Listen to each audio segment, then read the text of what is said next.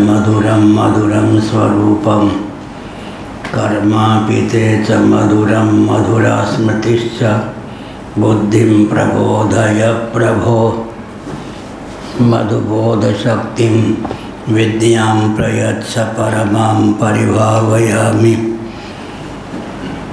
कोमलं कूजयन् वेणुं श्यामलोऽयं कुमारकः वेदवेद्यं परं ब्रह्म भासतां हृदये मम। कूजन्तं राम रामेति मधुरं मधुराक्षरम् आरुह्य कविताशाखां वन्दे वाल्मीकिकोकिलम्। गमकल्पतरोर्गलितं फलं शुकमुखादमृतद्रवसंयुतं पिबत भागवतं रसमालयं मुहुरहो रसिका भुवि भावुकाः। तृणादपि सुनीचेन तरोरपि सहिष्णुना अमानिना मानदेन कीर्तनीयः सदा हरिः। नारायणाखिलगुरो भगवन्नमस्ते शिवाय नमः शिवलिंगाय नमः। तन्मे मनः शिवसङ्कल्पमस्तु सर्वे भवन्तु सुखिनः। श्रीराम जय जय राम। श्रीराम जय राम जय जय राम। श्रीराम जय जय राम।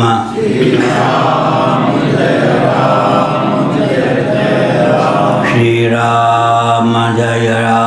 श्रीराम जय जय राम। श्रीराम जय जय राम। धर्म के जय हो, अधर्म का नाश हो, प्राणियों में सद्भावना हो, विश्व का कल्याण हो, गौ माता की जय हो, गोहत्या बंद हो, भारत अखंड हो, सर्वभूत हृदय धर्म सम्राट श्री स्वामी करपात्री जी महाराज की जय हो, श्री जगन्नाथ महाप्रभु की जय हो, श्री बलभद्र महाप्रभु की जय हो, भगवती सुभद्रा देवी की जय हो, चक्र सुदर्शन महाभाग की हर हर महादेव। गोविंद जय जय गोपाल जय जय। गोविंद जय जय गोपाल जय जय। राधा रमण हरे गोविंद जय जय। राधा रमण हरि गोविंद जय जय। श्री कृष्ण गोविंद हरे मुरारे। श्री कृष्ण गोविंद हरे मुरारे।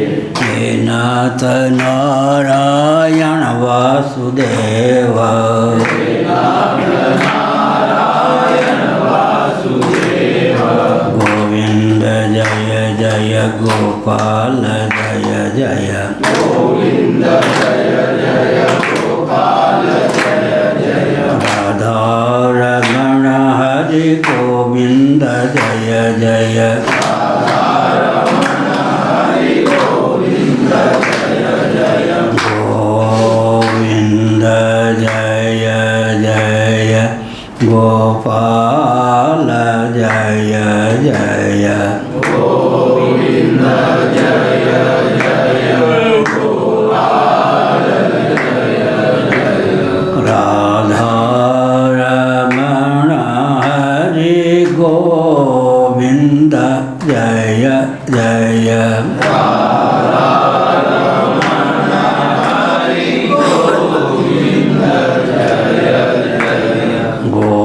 गोविंद जय जय गोपाल जय जय। गोविंद जय जय गोपाल जय जय। राधा रमण हरि गोविंद जय जय।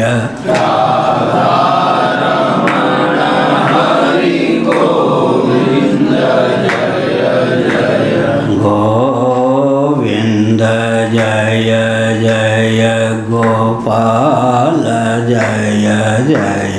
गोविंद जय जय राधारमण हरि गोविंद जय जय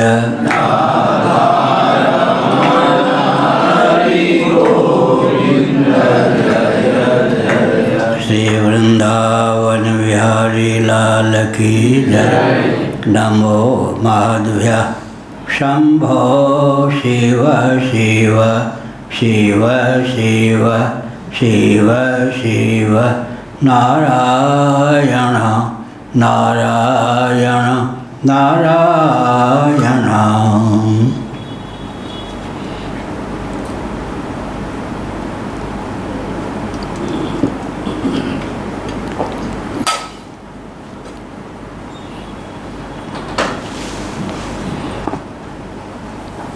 कौन सा चलेगा?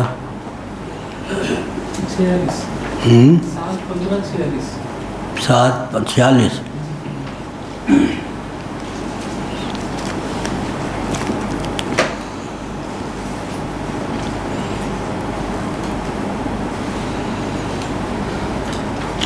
श्रीमद्भागवत 7:15-46। दोचेत प्रमत्तमसदिन्द्रियवाजिसूत नीत्वोत्पथ विषयदस्युषु निक्षिपन्ति ते दस्य वासाय सूतममुं तमुन्दे संसारकूप उरमृत्युभये क्षिपन्ति। नारायण।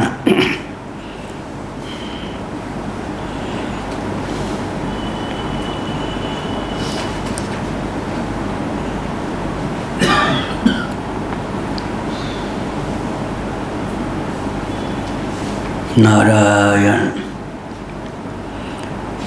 देहेन्द्रिय प्राणांतकरण का क्लिष्ट और अक्लिष्ट उभयविध उपयोग संभव है।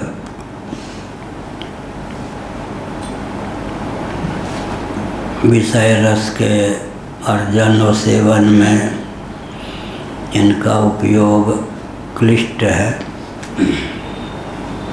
भवसिंधु से संतरण में इनका उपयोग अक्लिष्ट है। योग दर्शन के अनुसार प्रमाण विपर्यय विकल्प निद्रा स्मृति चित्तवृत्ति के 5 प्रभेद हैं। पांचों का क्लिष्ट और अक्लिष्ट 2 प्रकार का उपयोग संभव है। किसी भी घटना का अक्लिष्ट उपयोग करने पर व्यक्ति भवसिंधु को सुगमता पूर्वक पार कर सकता है। श्रीमद्भागवत के 11 स्कंद का अनुशीलन करने पर यह तथ्य उद्भासित होता है कि जो व्यक्ति संपूर्ण भव का उपयोग भक्ति विरक्ति भगवत प्रबोध में कर लेता है उसका जीवन सार्थक होता है।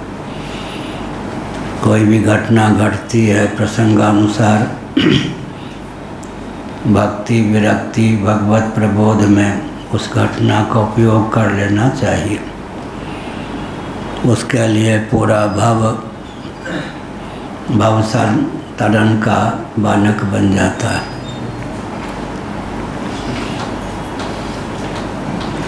यदि जीवन में अप्रमत्तता का परिचय नहीं दिया, सावधान नहीं रहे, तो स्वल्प प्रमाद भी इंद्रिय रूप जो दुष्ट घोड़े हैं उनसे मित्रता रखने वाली जो बुद्धि है, जो कि सारथी के तुल्य है, स्वामी जीव को उल्टे रास्ते ले जाने में समर्थ है। अर्थात लुटेरों के हाथ में सौंप कर जीव को बेहाल करने में समर्थ है। राक्षस होता है वो रात्रि में यात्री को क्या करता है, गुमराह करता है, सामने प्रकाश के रूप में यूँ करता है, जो गंतव्य है उस तक जाने नहीं देता, कुमार्ग को दिखाता है, सन्मार्ग को नहीं दिखाता, वो गड्ढे में कांटों की झाड़ी में जाकर जीव को फंसा देता है, मनुष्य को मनुष्य चिल्लाने लगता है। उसी प्रकार से समझना चाहिए। परमात्मता जो है मृत्यु है, अतः जीवन में तनिक भी प्रमाद को पलने न दे। प्रमादो वही मृत्यु। देहेंद्रिय प्राणांतकरण का जो जन्म जन्मांतरों में क्लिष्ट उपयोग किया है, उसके प्रभाव से अंतःकरण पर तदनुकूल संस्कार सन्निहित है। या अंतःकरण में विषयोपभोग की वासना सन्निहित है। उसी से प्रेरित होकर जीव अनिच्छन्न भी भवाटवी में भटकता है, भवसिंध में गोता लगाता है और विषय किंकरता के कारण उलझता ही जाता है।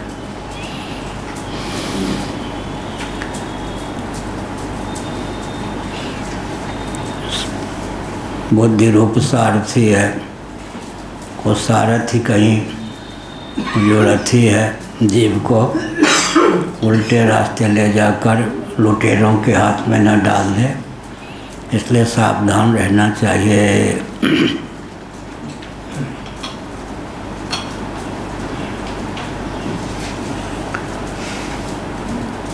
सारथी सहित घोड़े के सहित जीव को ये मृत्यु के अत्यंत भयंकर अंधकारमय संसार कूप में न गिरा दें। अतः हर समय जागरूक रहना चाहिए। साधो सावधान। ये बंद क्यों कर दिया?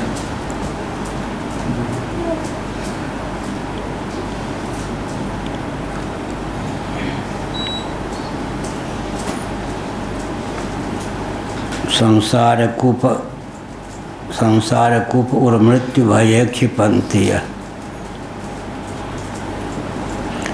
संसार जो है कूप के समान है,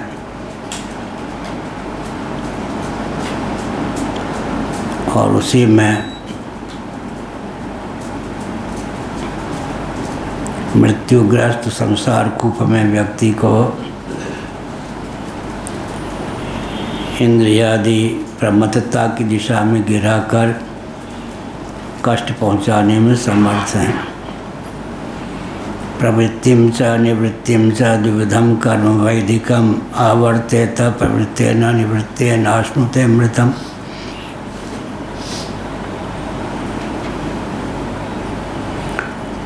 वैदिक कर्म के दो भाग हैं, प्रवृत्त परक वैदिक कर्म और निवृत्ति परक। प्रवृत्ति परक वैदिक कर्म और निवृत्ति परक वैदिक कर्म।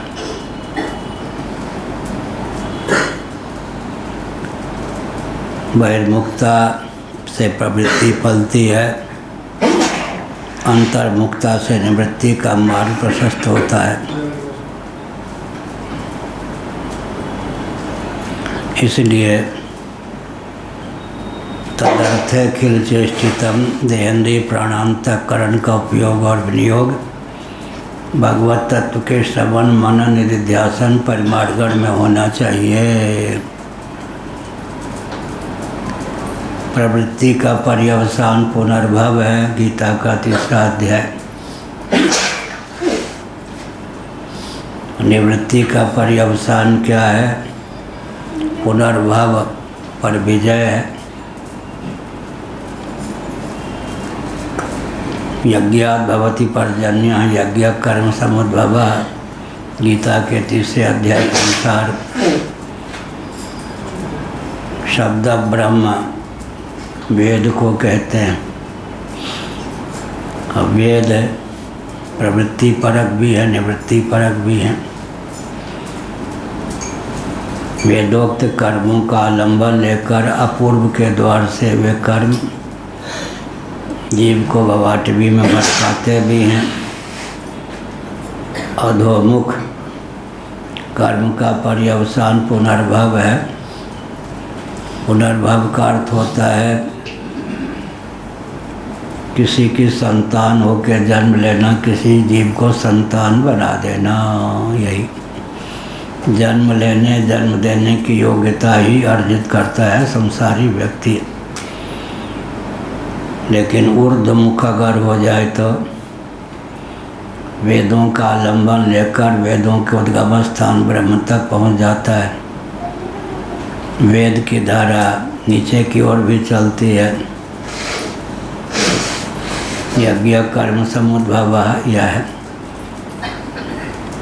ऊपर की ओर चलें तो परमात्मा तत्व तक उद्गम स्थान तक वेद पहुंचा देते हैं। इसलिए निवृत्तिस्तु महाफला मनुस्मृति में कहा गया, प्रवृत्ति का पर्यवसान निवृत्ति में हो तब प्रवृत्ति की सार्थकता है। निवृत्ति का पर्यवसान जावाल दर्शनोपनिषद के अनुसार निर्वृत्ति में हो तब निवृत्ति की सार्थकता है।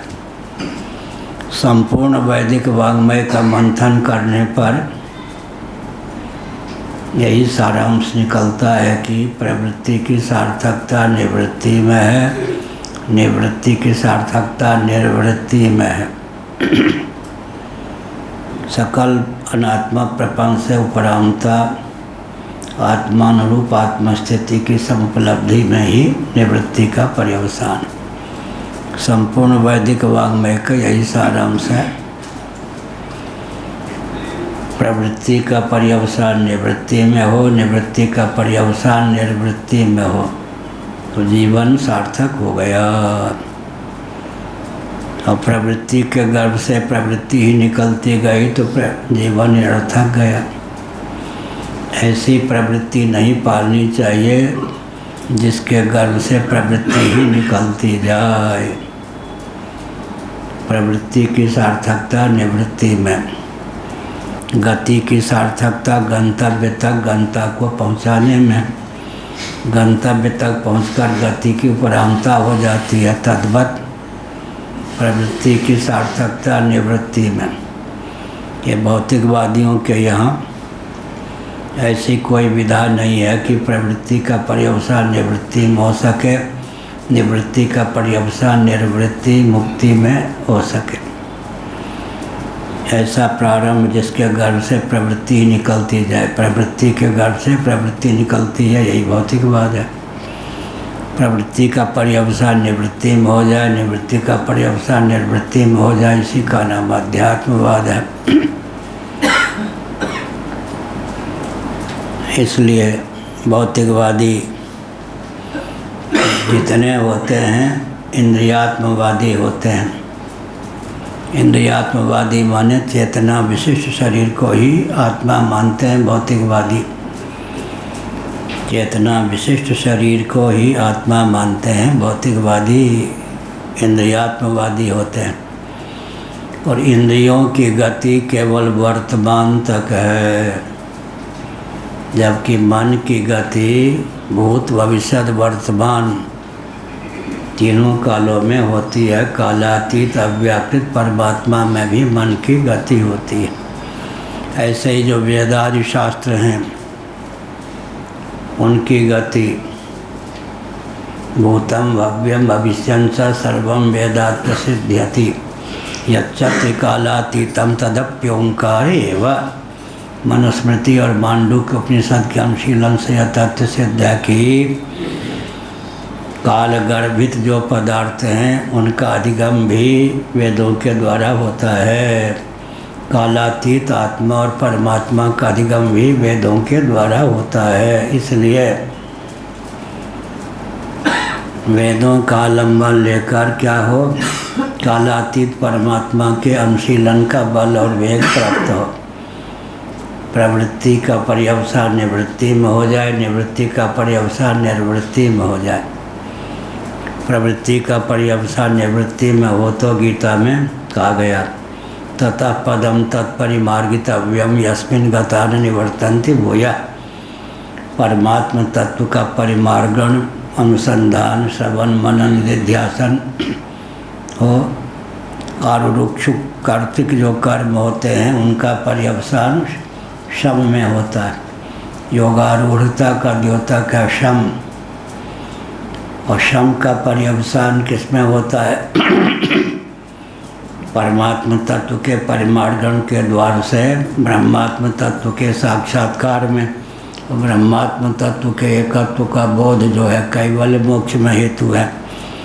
इसलिए प्रवृत्ति निवृत्ति के लिए हो, निवृत्ति निर्वृत्ति के लिए हो। प्रवृत्तिम च निवृत्तिम च द्विविधम कर्म वैदिकम आवर्तेत प्रवृत्तेन निवृत्तेन स्मृते अमृतम। बहुत बढ़िया। वैदिक कर्म के दो प्रभेद हैं। एक तो वे जो वृत्तियों को उनके विषय की ओर ले जाते हैं, जो प्रवृत्ति परक हैं। दूसरे वे जो वृत्तियों को उनके विषयों की ओर से लौटाकर शांत जो आत्म तत्व है उसके अधिगम में प्रयुक्त और विनियुक्त कर देते हैं। प्रवृत्ति परक कर्म योग को अपनाया तो पुनर्भव सुनिश्चित है। निवृत्ति परक ज्ञान योग को, आत्म तत्व के परिमार्गण को अपनाया तो मोक्ष सुनिश्चित है। परमात्मा की समुपलब्धि के लिए निवृत्ति मार्ग चाहिए, लेकिन अधिकार का अंकन भी होना चाहिए। अगर पूर्व जन्मों में कर्माशक्ति, फलाशक्ति, अहंकृति को शिथिल कर दीक्षापूर्वक भगवदर्थ स्वकर्मों का अनुष्ठान किया है तो उसके प्रभाव से चित्त शुद्ध होगा, शांत होगा। कर्मोपासना का फल क्या है? चित्त का शुद्ध होना, समाहित होना। यह जब चित्त शुद्ध हो जाए, समाहित हो जाए तो समझना चाहिए कर्मोपासना ने अपना फल दे दिया। दानम स्वधर्मो नियमो यमश्च श्रुतं च कर्माणि च सद्व्रतानि सर्वे मनो निग्रह लक्षणांतः परो ही योगो मनसा समाधि। मन का समाहित होना, शुद्ध और शांत होना, चित्त का सुस्थिर हो जाना, शुद्ध हो जाना, यही कर्मोपासना का फल है। शुद्ध और समाहित चित्त से भगवत तत्व का परिमार्गण अनुसंधान संभव है। अपनी अधिकार संपदा का क्या करना चाहिए? अवलोकन करना चाहिए, निरीक्षण करना चाहिए। अगर कोई निर्णय ठीक से न ले पा रहे हों तो सचमुच में जो तत्वज्ञ मनीषी हैं उनसे संपर्क साध करके अपने अधिकार का विज्ञान प्राप्त करना चाहिए। फिर तदनुसार प्रवृत्ति या निवृत्ति मार्ग में अग्रसर होना चाहिए। लेकिन प्रवृत्ति के लिए न हो, निवृत्ति के लिए हो। और निवृत्ति पुनः निर्वृत्ति मुक्ति के लिए हो। हिंस्रम द्रव्यमयम काम्यम अग्निहोत्राद्य शांतिदम दर्शश्च पूर्णमासश्च चातुर्मास्यम पशुसुतः। यह 48वां है। वेदों में कई प्रकार के कर्मों का वर्णन है। शयन यागादि हिंसामय कर्म है। शयन यागादि, शयन कहते हैं बाज को। कुछ ऐसे मान भाव हो गए, परंपरा से शास्त्रों का अध्ययन न करने के कारण उन्होंने लिख दिया, कह दिया, उनके ग्रंथों में छप गया कि बाज की बलि जिसमें दी जाती है वो शयन याग है। शयन याग पारिभाषिक शब्द है। बाज जो होता है अपने शत्रु पक्षी पर धावा बोलकर उस पर विजय प्राप्त करने में समर्थ होता है। यहाँ शयन याग जो है पारिभाषिक शब्द है। लक्ष्य की सिद्धि में, शत्रु के मारण में बाज के समान जिसकी दक्षता हो उसका नाम शयन याग है। शयन की बलि वाला याग नहीं, शयन के समान द्रुत गति से लक्ष्य की सिद्धि में, शत्रु के मारने में जिस याग का उपयोग और विनियोग हो उसका नाम शयन याग है। यह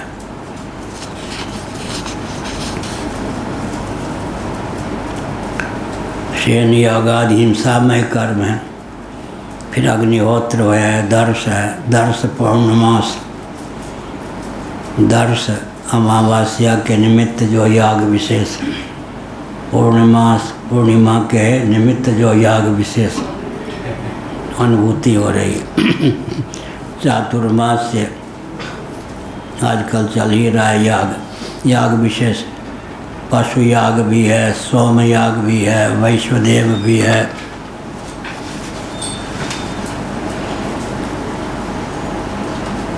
बलिहरण आदि द्रव्यमय कर्म भी हैं।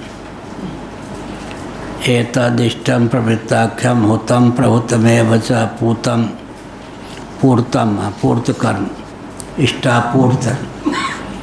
समाज में जहाँ कोई जल आदि को लेकर, मार्ग को लेकर, छाया को लेकर त्रुटि हो, उस त्रुटि का अपनोदन कर देना, परोपकार के निमित्त बाग बनाना, मार्ग बनाना, कूप आदि बना देना, ये सब पूर्त कर्म होते। धर्मशाला बना देना, यह इष्ट जिससे स्वर्ग आदि लोकों की प्राप्ति हो। सुरालया रामकूपा दिव्यादि लक्षणम, यही का बलिहरण द्रव्यमय कर्म इष्ट कहलाते हैं। देवालय बना देना, बगीचा बना देना, कूप खुदवा देना, प्याऊ लगा देना, पूर्त कर्म होते हैं। पूर्त कर्म भी होना चाहिए समाज में। जहाँ कोई क्षति है उस क्षति के निवारण के लिए जो प्रयास होता है। पहले व्यक्ति धर्मशाला बनाते थे सेवा की भावना से, अब धर्मशाला बनाते हैं करोड़पति बनने की भावना से। पहले विद्यालय बनाते थे सेवा की भावना से, अब करोड़पति अरबपति होने के लिए विद्यालय बनाते हैं। सब कुछ व्यापार हो गया, व्यापारियों ने सब पे कब्जा कर लिया। क्या सब जगह दम्भ का प्रवेश हो गया है। दम्भिन निजमत कल्प कर प्रकट किए बहुपंथ, जिनमें पाखंड विवादतें लुप्त हुई सदग्रंथ। बहुत विचित्र बात हो गई। वर्ण निरपेक्ष, वेश निरपेक्ष, विधि निरपेक्ष, जबलपुर निरपेक्ष।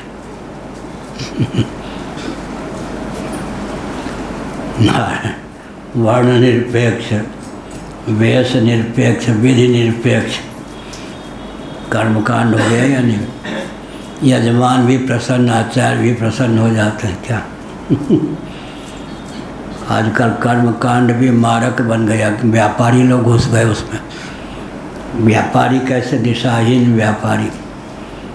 आजकल कर्मकांड कैसा हो गया? प्रायः वर्ण निरपेक्ष, विधि निरपेक्ष, वेश निरपेक्ष। पैंट पैजामा में भी आहुति डालो। वर्ण निरपेक्ष, विधि निरपेक्ष, वेश निरपेक्ष कर्मकांड। वैराग्य और बोध निरपेक्ष उपासना कांड हो गया। साधन चतुष्टय निरपेक्ष जो हो गया ज्ञान कांड हो गया। यम नियम निरपेक्ष योग हो गया। सब मारक बना दिए। तात्कालिक लाभ के लिए धार्मिक आध्यात्मिक क्षेत्र में अवसरवादी व्यापारी घुस गए, वो कर्मकांडाचारी हो गए। उपासनाचार्य बन गए, ज्ञानाचारी बन गए, योगाचारी बन गए। सब जगह बवाल मचा दिया। यह क्या हो गया? विधि निरपेक्ष, वर्ण निरपेक्ष, वेश निरपेक्ष कर्मकांड हो गया। कर्मकांड मारक हो गया आजकल। विवेक निरपेक्ष, वैराग्य निरपेक्ष उपासना कांड हो गया। साधन चतुष्टय निरपेक्ष ज्ञान कांड हो गया। यम नियम निरपेक्ष योग बना दिया। इसलिए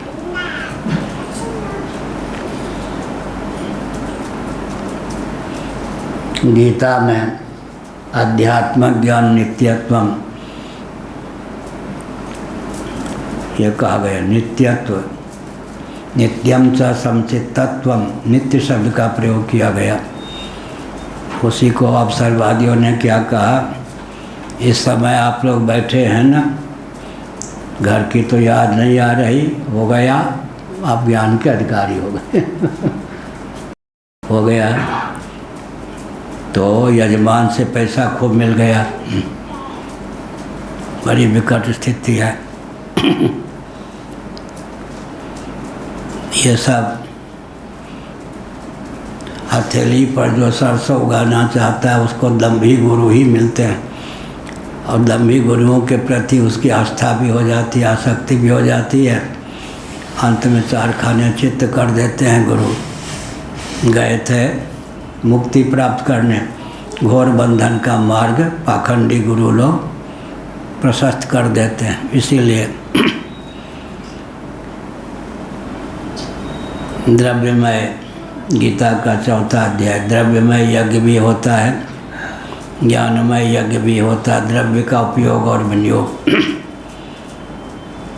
जिस वस्तु और व्यक्ति का उपयोग वेदादि शास्त्रों की दृष्टि से विचार करने पर जिस निमित्त से होता है, जिस वस्तु का, व्यक्ति का जो उपयोग वेदादि शास्त्र के अनुसार होना चाहिए,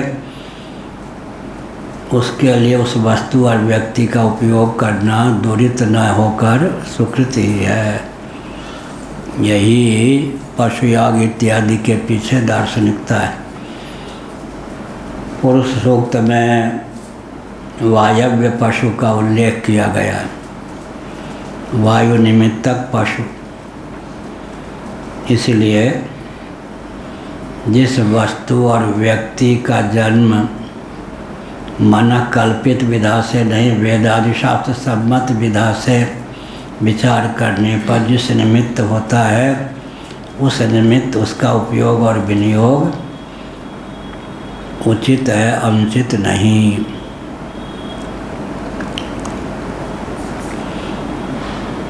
श्री राम सुखदास जी हमारे बहुत परिचित हैं। उन्होंने अपने अनुयायियों को बताया कि बजरंग बाण आदि का पाठ मत करो। हनुमान जी को वहाँ तो सेवक बना के रख दिया गया है ये कीजिए, ये कीजिए, ये कीजिए।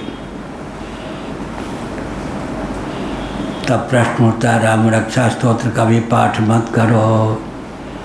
पथि सदैव गच्छताम राम रक्षा स्तोत्र में आया है, जब मैं यात्रा करूं तो धनुष बाण लिए यूँ संधान किए, मेरे आगे आगे राम लक्ष्मण चलें।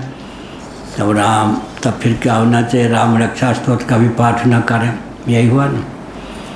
भाव तो अच्छा था, लेकिन परंपरा से शास्त्र का अध्ययन भी चाहिए, बोलने की विधा भी चाहिए। पथि सदैव गच्छताम राम रक्षा स्तोत्र में। तो जिस वस्तु और व्यक्ति का या भगवान के अवतार का, भगवान का जिस निमित्त प्रादुर्भाव होता है, उस निमित्त उनका उपयोग करना दुरुपयोग नहीं है, उचित ही है। या इसलिए पथि सदैव गच्छताम। एक बार हम थे, स्वामी जी थे, कोई ऐसा कार्यक्रम था उड़ीसा में, घोर जंगल में और रात्रि में यात्रा करनी थी। भयंकर तस्कर लुटेरों का क्षेत्र था, घोर जंगल, सिंह इत्यादि, शेर इत्यादि रहते थे। तो हमको तो नहीं बताया, जो ड्राइवर थे गंगाधर मिश्र जी, जिनका शरीर नहीं है, उनको उसने बताया कि कार के आगे हाथ में गदा लिए हुए हनुमान जी आगे आगे चल रहे थे। हमको नहीं बताया ड्राइवर ने, गंगाधर मिश्र जी को बताया तो लगभग आधे नास्तिक थे गंगाधर मिश्र जी। बहुत उनको प्रसन्नता हुई, कैसा भी हुआ। इस प्रकार से भक्त जो होते हैं भगवान के द्वारा सुरक्षित रहते हैं। अपनी ओर से सावधान रहना चाहिए, लेकिन भक्तों की रक्षा भगवान स्वयं करते हैं। इसलिए कहा इष्टापूर्त कर्म, दोनों प्रकार का कर्म होना चाहिए। समाज में जहाँ कोई क्षति हो, क्षतिग्रस्तता हो, उसको दूर करने के लिए कहीं प्याऊ, कहीं धर्मशाला, कहीं बाग बगीचा, यह सब कहीं मार्ग बनवा दिया। यह भी आवश्यक है। इसका नाम है पूर्त कर्म।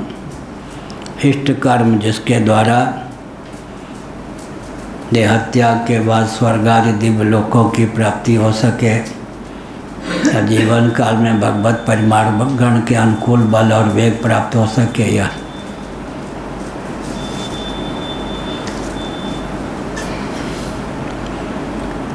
समाज में वो चेतना आनी चाहिए। बहुत से कार्य हिंदुओं के यहाँ भी परोपकार के, लेकिन बचपन से शिक्षा दी जाती है प्रायः पेट और परिवार तक सीमित रहो। घर की शिक्षा फिर आगे व्यक्ति को बढ़ने नहीं देती। माता पिता प्राय यही सिखाते हैं, क्या पेट और परिवार तक सीमित रहो।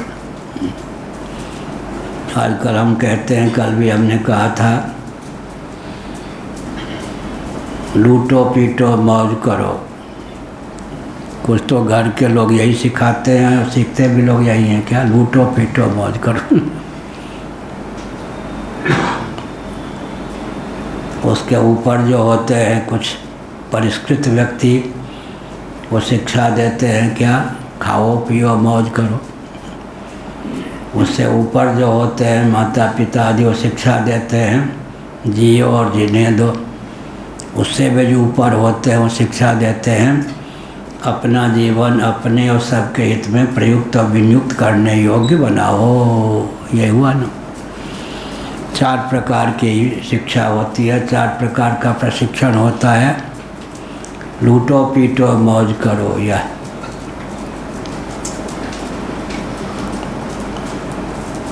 लूटो पीटो मौज करो। नेताओं में भी प्राय ऐसे होते हैं आजकल, लूटो पीटो मौज करो। कुछ होते हैं लूटो पीटो मौज करो के स्थान पे खाओ पियो मौज करो। कुछ होते हैं व्यक्ति जियो और जीने दो। सबसे ऊपर वे व्यक्ति हैं जो अपना जीवन अपने और सबके हित में प्रयुक्त और विनियुक्त करो। वही ते नर तुम्हें समान रघुराया।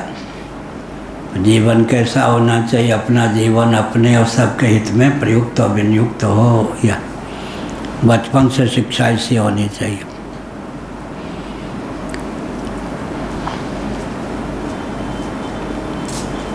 अब कहते हैं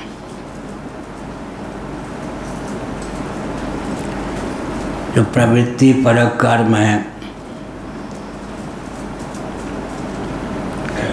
वे सकाम भाव से अनुष्ठित कर्म है, वे हाँ ठीक है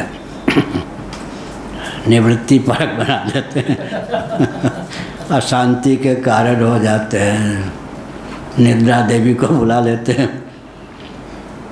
प्रवृत्ति परक कर्म है, सकाम कर्म है, अशांति के कारण बनते हैं। लेकिन गीता का 7वां अध्याय अर्थ और अर्थार्थी के लिए भी भगवान का दरवाज़ा बंद नहीं है। अर्थ और अर्थार्थी भी उच्च कोटि के भक्त मान्य हैं, क्योंकि जाचिय जानक जीवन सो जही जांचत जाचकता जर जाए। राजा महाराजा शेर साहूकार नेता के आगे हाथ ना फैलाकर मांगने की वृत्ति कहीं ना शांत हो तो भगवान से मांग लें। भगवान के ही आर्त भक्त हो जाएं, अर्थार्थी भक्त हो जाएं।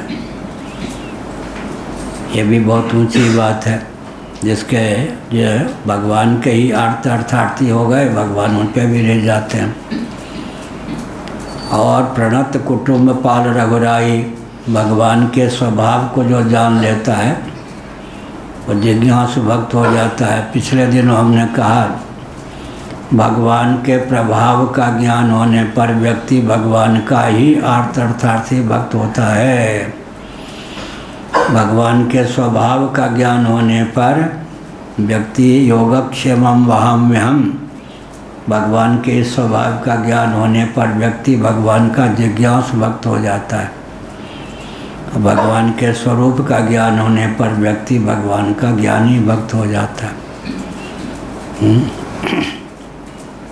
भगवान के नाम रूप, उनकी लीला, उनके धाम का आश्रय लेने पर प्रेमी भक्त हो जाता है।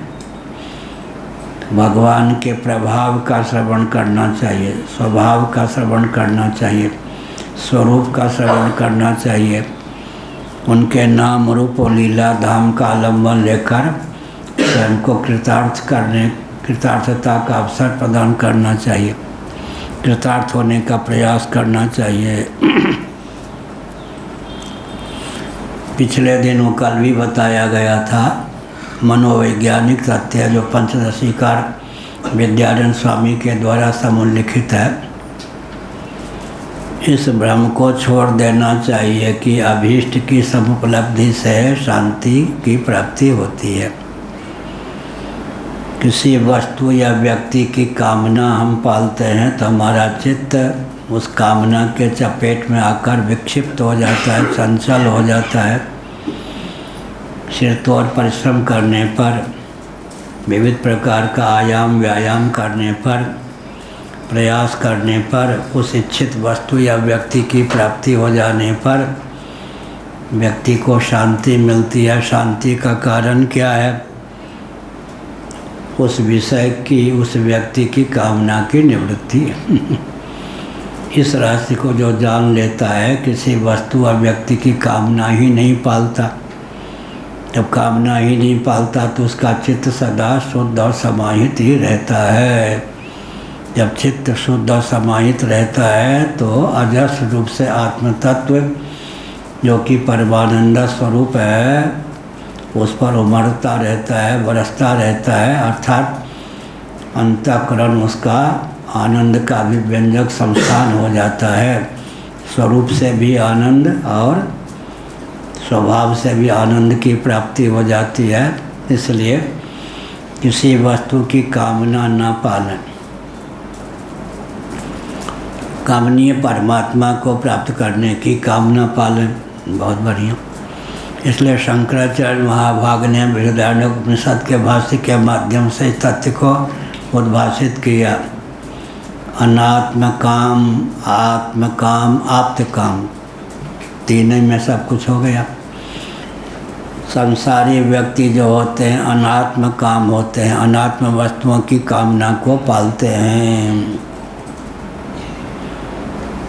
जिज्ञासु जो होते हैं अनाप्त काम नहीं होकर आत्म काम होते हैं। आत्मा परमात्मा को ही प्राप्त करने की भावना से भावित उनका अंतःकरण होता है और तत्वज्ञ आप्त काम हो जाते हैं। अनात्म काम, आत्म काम, आप्त काम, तीन में ही पूरा शास्त्र हो गया। अनात्म वस्तुओं की इच्छा को पालने वाला अनात्म काम, आत्मा परमात्मा की प्राप्ति की भावना से भावित हो गया आत्म काम, और भगवान को आत्मा स्वरूप ही समझ लिया, आत्मा को भगवद रूप समझ लिया तो आप्त काम हो गए। आप्त कामस्य का स्पृहाय।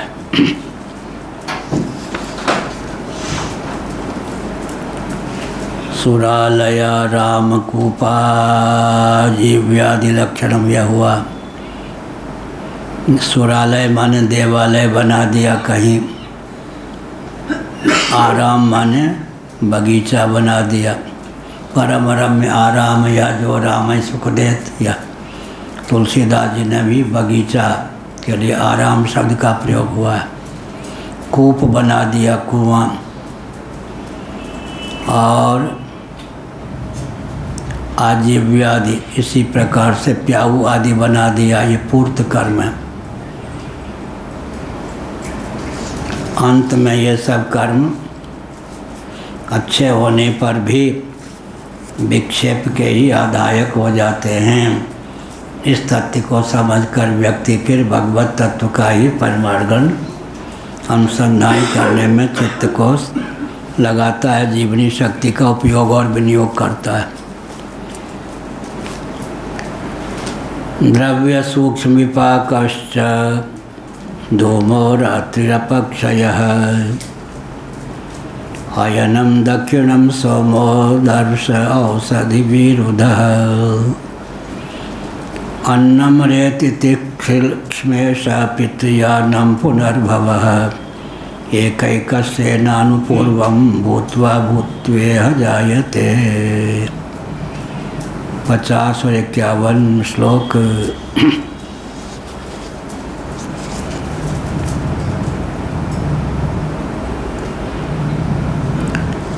जो द्रव्य सूक्ष्म विपाक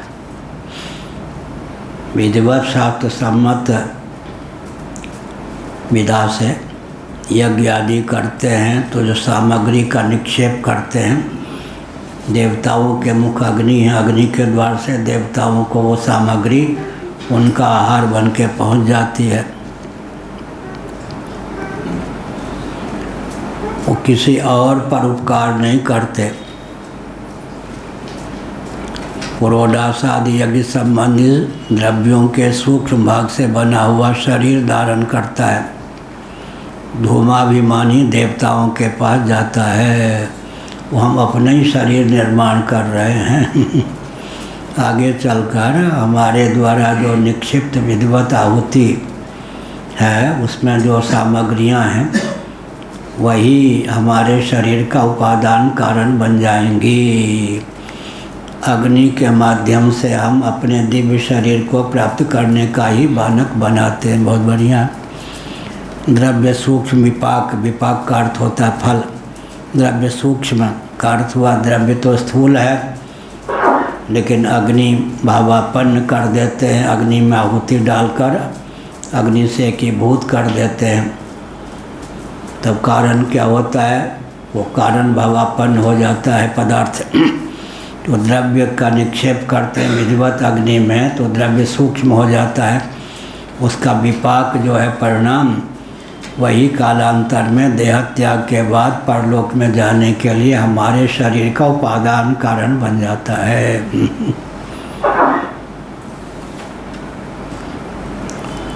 कल मैंने कहा, परसों भी कहा, हमने गुरुओं की सेवा की। अब लगता है गुरुओं की सेवा हमने की क्या? अपनी ही सेवा की। क्या जो माता पिता गुरु की सेवा करता है, मानो अपनी ही सेवा करता है। उस सेवा उसी के पास लौट करके उसको धन्य कर देती है। यह हुआ। जो माता पिता गुरु के साथ अभद्र व्यवहार करता है, वो पाप जो है उसी को सता देता है। इसी प्रकार समाज की सेवा करना जो है, वो भी अपनी सेवा करना ही है। यह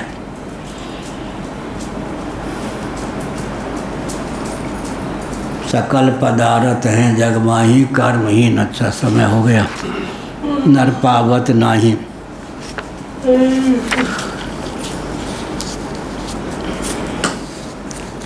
एक बाहर की जो दरिद्रता है किसी को प्राप्त ना हो, लेकिन वस्तु स्थिति यह है कि मन की जो दरिद्रता है वही बाहर दरिद्रता के रूप में प्रकट होती है। एक भिखारी है, दीनता दरिद्रता के कारण किसी को भिक्षा मांगने के लिए बाध्य न होना पड़े, लेकिन बाहर से वो भिक्षु के अंदर से उसकी दरिद्रता होगी या नहीं। मुझे भोजन मिल जाए, पेट भर जाए, बस यहीं तक उसकी सीमा है। कभी पेट भरता है, कभी नहीं भरता है। लेकिन एक गृहस्थ है, पूरे परिवार को भोजन देकर भोजन करने की भावना है, वो भूखे नहीं मरता, पूरे परिवार का पोषण करता है। मन की दरिद्रता मिट्टी, कुछ विकसित हुई ना, उदारता विकसित हो गई। अब एक गांव का कोई मुखिया है, सचमुच में पूरे गांव में कोई भूखा रहेगा अन्न के अभाव में तो मैं भोजन नहीं करूंगा, वो भूखे नहीं मरता। ऐसे ही पूरे राष्ट्र विश्वम्भर जो है भगवान इसका अर्थ क्या हुआ? मन की संकीर्णता ही बाहरी दरिद्रता में हेतु है। इसलिए कम से कम भोजन के समय या ध्यान के समय भावना की प्रगल्भता से सबका पोषण करना चाहिए। एक दाना भी लेकर इससे परमात्मा संतुष्ट हो। या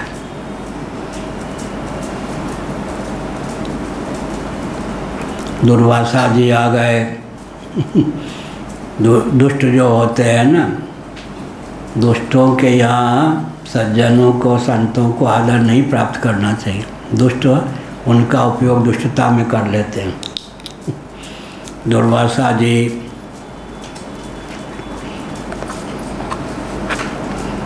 दुर्योधन के यहाँ दल बल सहित चले थे, पार्टी सहित पहुँच गए। उसके पास धन की क्या कमी थी, खूब स्वागत सत्कार भोजन आदि कराया क्या। दुर्वासा जी प्रसन्न हो गए, कुछ वरदान मांगो। हाँ महाराज, बहुत बढ़िया, जो सौभाग्य आपने हमको प्रदान किया। द्रौपदी सहित जो 5 पांडव वन में हैं, या सौभाग्य उनको भी प्रदान कीजिए। बाहर से कितना बढ़िया लगता। लेकिन एक बटलोई भगवान सूर्य की कृपा से प्राप्त हुई थी पांडवों को। उसमें जो सामग्री बनेगी, जो डालोगे, 1 अरब व्यक्ति भी पालें तो यथावत। अंत में द्रौपदी जब पालेगी, बर्तन को धो के रख देगी तो काम पूरा हो जाएगा। फिर दूसरे दिन इतना साग डालो तो भी। लेकिन द्रौपदी जब पाले उसके बाद जाइएगा, मतलब पांडवों को शाप दे के जला दीजिएगा, मरे हुए को मारना। दुर्वासा जी ने समझ लिया, देखो मेरा कैसा दुरुपयोग किया दुष्ट ने। दुष्ट अगर मालपुआ रबड़ी भी दें तो समझना चाहिए चक्रवृद्धि ब्याज से भी ऊंचे ब्याज से बदला लेगा। ऐसे पहुंच गए। अब वो शिष्टाचार में युधिष्ठिर जी ने कहा, महाराज बड़ी कृपा होगी, भोजन कीजिए। हाँ हाँ, भूखा हूँ, बहुत भूखा हूँ, हजारों शिष्यों के सहित आया हूँ, अभी स्नान कर लेता हूँ, स्नान करके आता हूँ, तब तक भोजन तैयार रखो। अब यहाँ तो रोना शुरू हो गया, कुछ भी नहीं। द्रौपदी भी भोजन कर चुकी थी, क्या लाते। और दुर्वासा जी शाप दे देंगे, जला देंगे। दुर्योधन इसी भाव से भावित होके भेजा था। द्रौपदी रोने लग गई। अब क्या होगा, भगवान का स्मरण किया और भगवान श्री कृष्ण प्रकट हो गए द्वारकानाथ। द्रौपदी बहुत भूखी हूँ, भूख लगी है, कुछ खिलाओ। जो यहाँ आता है भूखा ही आता है। महाराज इसीलिए तो बुलाया कि शाप न देना दुर्वासा, मुझे भूख बहुत लगी है, कुछ पिलाओ, खवाओ। क्या खवाओ? ये जो बर्तन था वो भी धो के रख दिया, अब साग पात कुछ भी नहीं है, कुछ लाओ तो सही, दिखाओ तो बटलोई। यूँ ढूंढा, यूँ ढूंढा, दैव योग से एक साग का पत्ता इतना सा टुकड़ा बच गया था। अरे ये तो है, भगवान ने पा लिया और संकल्प किया, मैं विश्वात्मा तृप्त हूँ, सब तृप्त हो जाएं। दुर्वासा जी चेलों के सही डकार लेने लग जाएं, अजीर्ण हो जाए। फिर क्या था, अब भीमसेन से कहा कि बुलाओ दुर्वासा जी, तो बुलाओ। अब महाराज चलिए चलिए, भोजन तैयार है। अब दुर्वासा जी ने सोचा क्या, तो डकार से परेशान है, जितने शिष्य हैं सब डकार। अब वहाँ कहीं साप न देना, युधिष्ठिर कितने व्यक्तियों का भोजन बिगड़ गया। दुर्वासा जी भागे। तो क्या अर्थ हुआ, भगवान इस प्रकार से रक्षा करते। इतना सा साग का टुकड़ा लिया भगवान ने, मैं विश्वात्मा सेवन कर रहा हूँ, पूरे विश्व में सब तृप्त हो जाएं इस साग के पत्ते से, दाने से। इसका अर्थ क्या हुआ, छोट साग ही हो, कुछ भी हो, थोड़ा सा अंश भी भगवान को निवेदित करता है व्यक्ति, को घुमा फिरा कर उसी की सेवा में सामग्री आती है। इसलिए भगवान की आराधना तुम ही निवेदित भोजन करी। श्री राम जय राम, जय जय राम, श्री राम जय राम, जय जय राम। तो यह शब्द याद रखने योग्य। द्रव्य सूक्ष्म विपाकात्मक जो हवनीय सामग्री है, उसका सूक्ष्म भाग जो बनता है, कालांतर में यज्ञ करने वाले को उस सूक्ष्म भाग से ही निर्मित दिव्य शरीर की प्राप्ति होती है। इसलिए देवताओं का शरीर द्रव्य सूक्ष्म विपाकात्मक होता है, अर्थात देवताओं के निमित्त जो हम अग्नि के द्वार से सामग्री निवेदित करते हैं, उस सामग्री घूम करके हमारे ही भविष्य में शरीर का रूप धारण कर लेती है। इसलिए देवताओं का शरीर, पितरों का शरीर क्या होता है, पुण्यसार सर्वस्व द्रव्य सूक्ष्म विपाकात्मक। हर हर महादेव।